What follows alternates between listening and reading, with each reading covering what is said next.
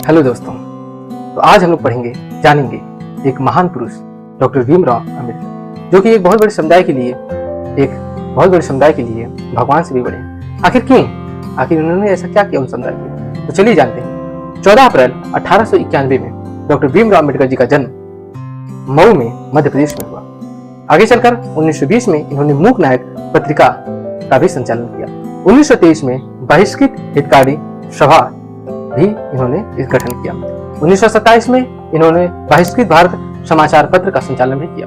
1927 में ही इन्होंने महान सत्याग्रह भी किया। आपको जानकर हैरानी होगी, तीनों गोलमेज सम्मेलनों में डॉक्टर भीमराव अम्बेडकर जी ने भाग लिया। 1932 में पुणे पैक्ट यरवदा जेल में गांधी जी के साथ इन्होंने किया। यहाँ पे इन्होंने शेड्यूल कास्ट के लिए आरक्षित सीटों को बढ़ाने की मांग की, जो कि आखिर मानी गई और कई कॉन्स्टिट्यूंसी में आरक्षित सीटों को बढ़ाया गया।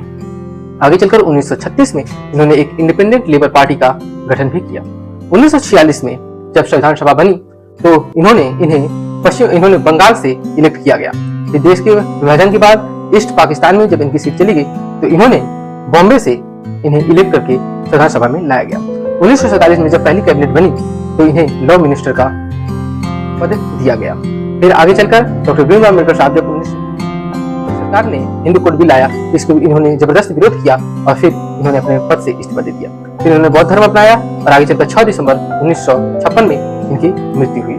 फिर इनका जो चैत्य भूमि है, इनका अंतिम संस्कार महाराष्ट्र में हुआ, लेकिन इनका प्रेरणा स्मारक नई दिल्ली में है। इन्होंने 2 बुक भी लिखी, the analysis of the caste and the Buddha and his religion. आगे चलकर 1990 में भारत सरकार ने इन्हें भारत रत्न से सम्मानित किया और फिर हर साल 14 अप्रैल को इनकी जयंती मनाई जाती है। इस साल 2025 में इनकी 135वीं जयंती मनाई गई और फिर अभी हाल ही में अमेरिका के न्यूयॉर्क में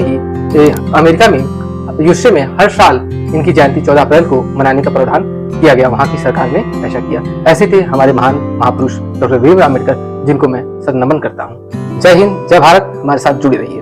धन्यवाद।